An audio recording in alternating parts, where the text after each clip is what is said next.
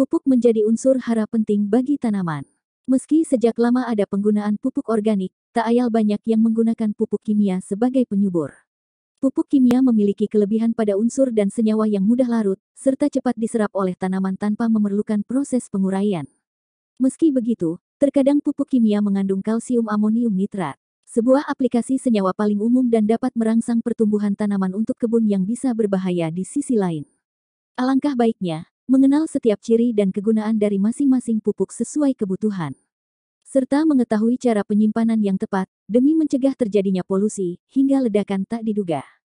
Berikut jenis pupuk organik dan kimia, beserta cara menyimpan yang tepat dilansir dari berbagai sumber. 1. Urea. Pupuk urea menjadi yang paling diminati oleh petani, karena sangat bermanfaat untuk lahan pertanian maupun budidaya. Pupuk ini memiliki rumus kimia NH2, terbuat dari campuran gas amoniak NH3 dan gas asam arang. Sekitar 46 kg nitrogen terkandung dalam 100 kg pupuk urea. Kandungan yang cukup tinggi tersebut mampu mempercepat pertumbuhan dan perkembangan tanaman. Sebab nitrogen akan memudahkan proses fotosintesis, sehingga menghasilkan lebih banyak klorofil. Dilansir dari belajartani.com, pupuk urea berbentuk menyerupai kristal dengan warna beragam, antara putih dan merah muda untuk jenis pupuk bersubsidi. Selain itu, sifatnya higroskopis, sehingga mudah larut dan mudah diserap tanaman.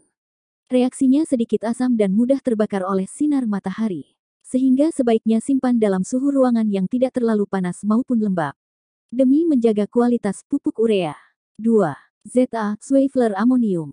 Pupuk Swaveler Amonium mempunyai rumus kimia NH4,2SO4 yang mengandung sekitar 21% nitrogen dan 24% sulfur.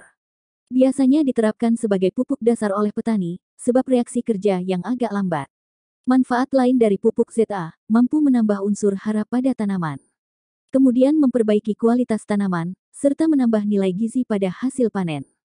Kelebihan lainnya, ZA juga bisa membantu tanaman agar terhindar dari hama. Sifat dan ciri pupuk ZA. Pupuk ZA bersifat higroskopis atau mudah menyerap uap air, terutama pada kelembapan 80% atau lebih, jadi mudah diserap tanaman. Hampir sama dengan urea, reaksinya asam. Kurang baik diberikan pada tanah muda yang masih asama atau tanah yang kurang kandungan kalsium alkali. Cocok sebagai pupuk dasar. Bentuk seperti kristal dengan beragam warna, seperti putih, merah muda, biru, abu-abu, dan kuning. 3 SP36 Super Fosfat. Pupuk SP36 Super Fosfat atau tertulis P2O5 dalam rumus kimia. Pupuk ini dibuat dengan pencampuran asam sulfat belerang dengan fosfat alam. Memiliki peran utama sebagai penambah unsur hara fosfor pada tanaman. Biasanya digunakan di berbagai macam tanaman, seperti perkebunan dan hortikultura. Pupuk SP36 kerap digunakan petani untuk membantu tanaman menghasilkan buah yang lebih banyak. Kelebihan lain SP36, bisa membantu memperbaiki kualitas biji, merangsang pembelahan tanaman, mempercepat pemasakan buah, menguatkan batang tanaman, dan memperbesar jaringan sel. Reaksi kimia yang ditimbulkan tergolong netral. Pupuk SP36 mengandung sekitar 36% fosfor dalam bentuk P205 fosfat. Karena reaksi kimia yang cukup lambat, SP36 cocok digunakan sebagai pupuk dasar tanaman. Kemudian karena sifatnya higroskopis, pupuk ini bisa disimpan dalam kelembapan udara tinggi. Dasar tanaman. Kemudian karena sifatnya higroskopis, pupuk ini bisa disimpan dalam kelembapan udara tinggi. 4. KCl, kalium klorida.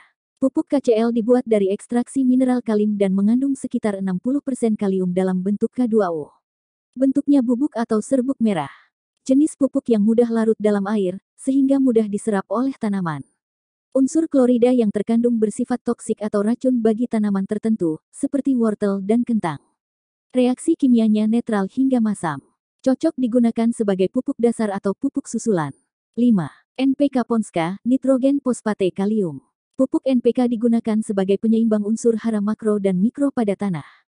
Sebab mengandung unsur zat hara yang paling banyak dan sangat dibutuhkan tanaman, yakni nitrogen, fosfat, kalium, magnesium, dan kalsium.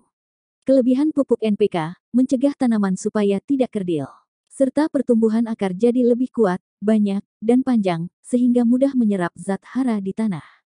Pupuk ini bisa diaplikasikan di berbagai jenis tanah, sebab menimbulkan reaksi kimia yang netral. Pupuk jenis ini bisa digunakan sebagai pupuk dasar atau pupuk susulan. 6. Dolomite kapur karbonat. Dolomite atau biasa dikenal dengan kapur pertanian memiliki manfaat sebagai penyedia unsur hara makro sekunder K dan Mg. Reaksi kimia yang ditimbulkan basa alkali sehingga menaikkan pH tanah. Pupuk ini berbentuk butiran halus berwarna putih keabu-abuan atau putih kebiruan. Sifatnya mudah menyerap air dan mudah dihancurkan. Semakin halus butirannya, maka semakin baik kualitasnya. 7. ZK Swaveler Kali. Pupuk jenis ZK memiliki rumus kimia K2SO4. Dibuat dari kandungan asam belerang dan kalium, sehingga disebut pupuk sulfat. Pupuk jenis ini berbentuk butiran kecil atau serbuk berwarna putih. Pupuk ZK cocok untuk wortel dan kentang, sebab unsur kalium yang terkandung kadarnya tinggi. Pupuk yang sifatnya higroskopis, sehingga dapat disimpan lama walau kelembapan udara tinggi. Pupuk organik. Berbeda dengan sebelumnya, pupuk organik berasal dari bahan alami sisa makhluk hidup. Bahan dasar utamanya, seperti sisa tanaman, kotoran hewan, kotoran manusia, dan pelapukan kayu. Karena bahannya alami dan terbilang aman, pupuk ini bisa meningkatkan kadar kandungan bahan organik dan unsur hara dalam tanah. Serta meningkatkan produktivitas lahan pertanian. Sehingga memudahkan proses pengolahan lahan yang dipakai untuk pertanian. Jenis pupuk organik yang umum digunakan sebagai berikut. 1. Pupuk kandang.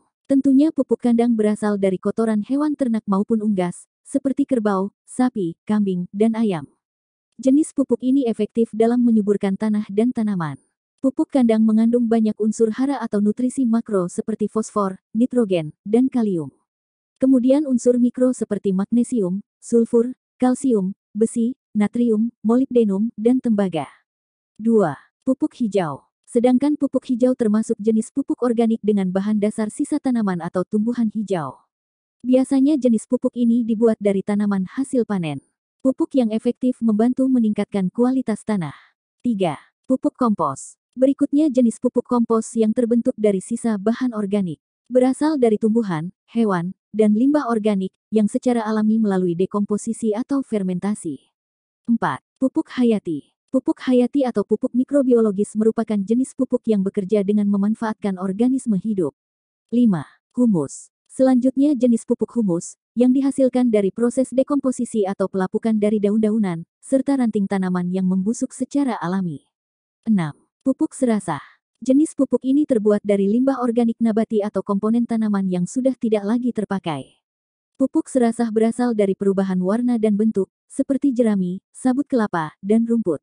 Cara menyimpan pupuk. Penyimpanan pupuk pada suhu rendah dapat menghambat kerusakan pupuk hayati, seperti kerusakan fisiologis, enzimatis maupun mikrobiologis. Dilansir dari jurnal UMM, penyimpanan pupuk merupakan suatu hal yang harus diperhatikan. Penyimpanan pupuk yang salah bisa merusak sifat kimia dan fisik pupuk. Pupuk yang bersifat hidroskopis tidak boleh disimpan secara sembarangan. Pupuk tersebut dapat menjadi lembab dan mencair atau bila kelembapan berkurang, pupuk menjadi keras dan membentuk bongkah-bongkah besar. Sehingga sulit diaplikasikan. Tidak dibenarkan untuk mencampur tempat penyimpanan pupuk dengan tempat penyimpanan biji-bijian atau benih. Sebab dapat mempengaruhi kualitas pupuk. Penyimpanan pupuk sebaiknya dipisahkan antara jenis pupuk yang satu dengan lainnya. Guna memudahkan pengawasan, serta untuk menjaga mutu pupuk. Terima kasih telah menonton hingga selesai. Jika sahabat suka silahkan klik like, share, dan subscribe.